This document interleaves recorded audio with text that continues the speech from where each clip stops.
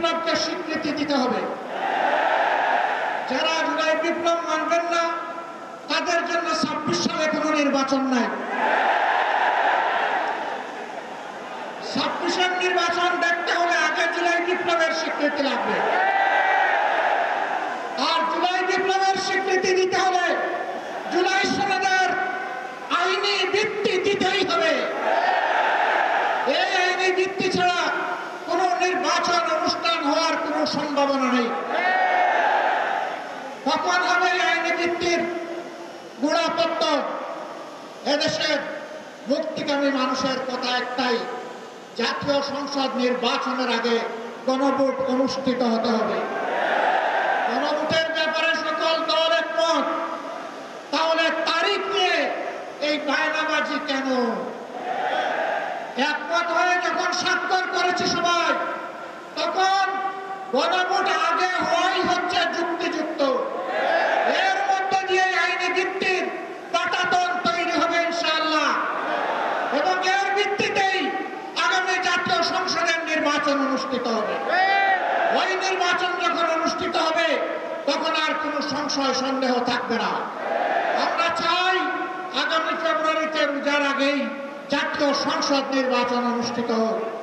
এইটা নিয়ে কেউ ধূম্রজাল সৃষ্টি করার পায়তারা চালাবেন না, ওদুর পিণ্ডি বুদির গায়ে ফেলবেন না। আমরা জাতীয় ঐক্যমত কমিশনে গিয়ে সকল দল আমাদের মতামত দিয়েছি। এই ৮ দলের পক্ষ থেকে ডজন খানেক নোট অফ ডিসেন্ট আমরা দেই না। আমরা প্রস্তাবনাগুলো যৌক্তিক মনে করে সেখানে আলাপ আলোচনায় আমরা ইতিবাচক মত দিয়েছি। এরপরে সংখ্যাগরিষ্ঠ দলের মতামতের ভিত্তিতে একটা চার্টার তৈরি হয়েছে। এটি হচ্ছে গণতন্ত্রের কথা, যে সংখ্যাগরিষ্ঠ যা বলবে বাকিরা তাই মেনে নেবে। কিন্তু আমরা দেখলাম না, কেউ কেউ তা মেনে নিতে রাজি নয়। জুলাই সনদেই যদি আপনি গণতন্ত্রের প্রতি শ্রদ্ধা না দেখান, জাতীয় নির্বাচনে আপনি শ্রদ্ধা দেখাবেন কিভাবে? এই জায়গায় আসতে হবে। সকল বায়না ভুলে যান। জুলাই শহীদের রক্তের প্রতি সম্মান দেখান।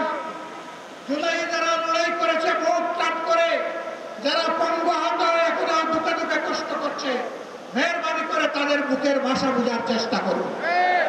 আমার ভাই আল্লামা মামুনুল হক সাহেব বলেছেন, লড়াই করে ফ্যাসিবাদ বিদায় করেছি, লড়াই করে জনগণের দাবি আদায় করব। আমি স্পষ্ট ভাষায় বলতে চাই, কোন দলের নয়, জনতার বিজয় হবে ইনশাআল্লাহ।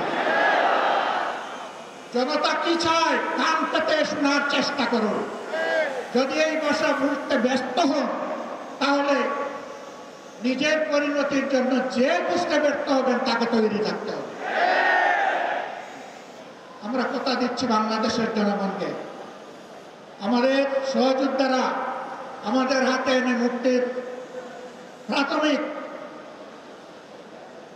পরিবেশটা উপহার দিয়েছে। আমরা জনগণের মুক্তি আদায় করেই গড়ে ফিরবো ইনশাআল্লাহ।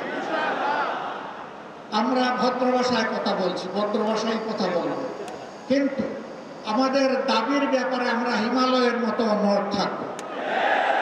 কারণ এই দাবি জনগণের দাবি, কোনো দলের দাবি নয়। এই দাবি বিপ্লবের দাবি, এই দাবি ফ্যাসিবাদের দাবি না। অতএব ফ্যাসিবাদের দাবির কাছে বাংলাদেশের জনগণ মাথা নত করবে। তৈরি হন। যতক্ষণ পর্যন্ত জনগণের দাবি আদায় না হবে, আমাদের আন্দোলন দুর্বার গতিতে চলতে থাকবে ইনশাআল্লাহ। আজই শীর্ষ নেতৃবৃন্দ এই মিটিং এর পরে আমরা মিলিত হচ্ছি। পরবর্তী কর্মসূচি যথাশীঘ্রই আপনারা জানতে পারবেন।